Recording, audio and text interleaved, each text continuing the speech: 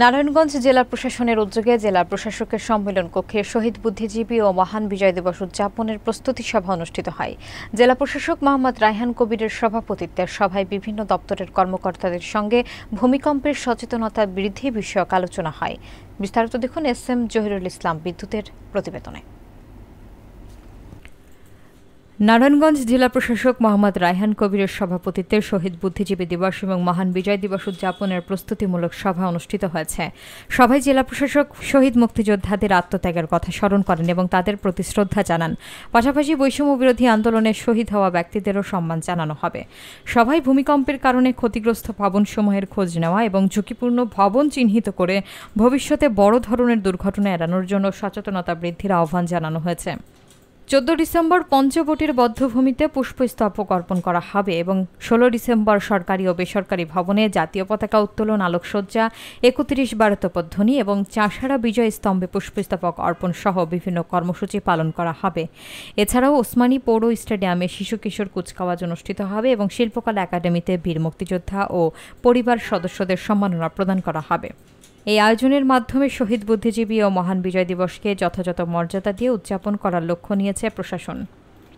তবে একটা বিষয় আমাদের সবার স্মরণ রাখতে হবে যে দুষ্ট যারা আছে তাদেরকে কিন্তু পুনর্বাসন করা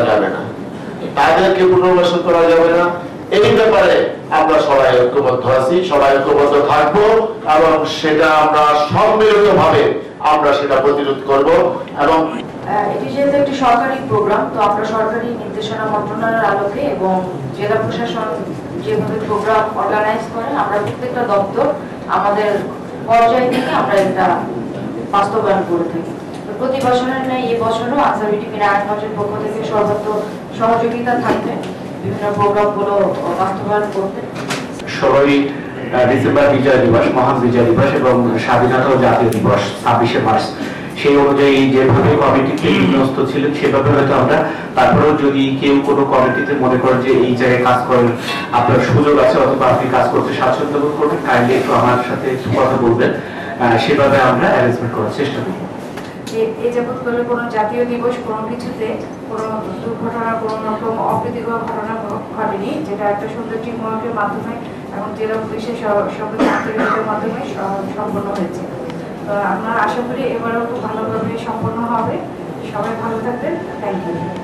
এই ইভেন্টগুলো হচ্ছে আমাদের জীবনের একটা অন্যতম সেরা ইভেন্ট। এই জন্যই আমি বলি যে 24 আগস্ট 24কে কিন্তু আমরা কোনোভাবে আলাদা করে দেখতে পারি না। যদি 71-এর চেতনা যদি আমাদের জাতীয় জীবনে প্রতিফলিত হতো, 71-এর যে স্বপ্ন মানুষ দেখেছিল সেটা যদি বাস্তবায়ন হতো, তাহলে কিন্তু 24 আগস্টের প্রয়োজন পড়তো না। 24 আগস্ট একটা অপরিহার্য হয়ে গিয়েছিল, যেহেতু 71-এ মানুষের যে চিন্তা ধারণা, মুক্তির যে চেতনা, সেটা প্রতিফলিত হয়নি।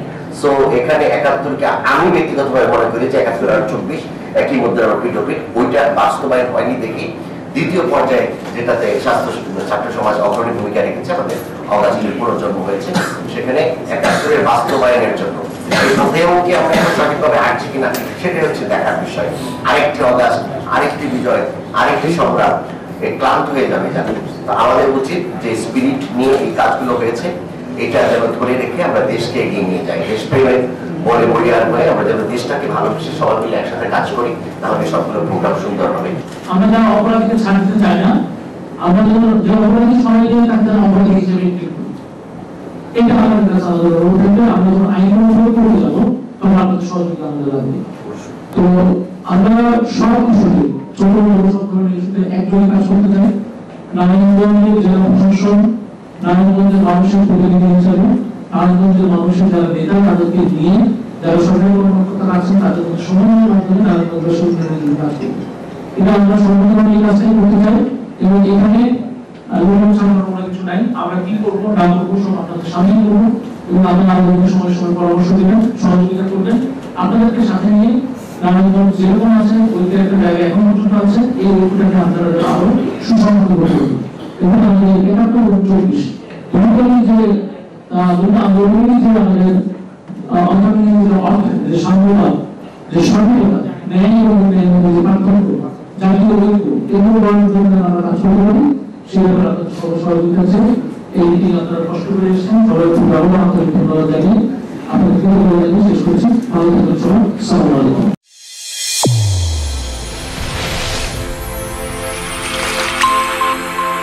চ্যানেল A1 হৃদয়ের স্পন্দন।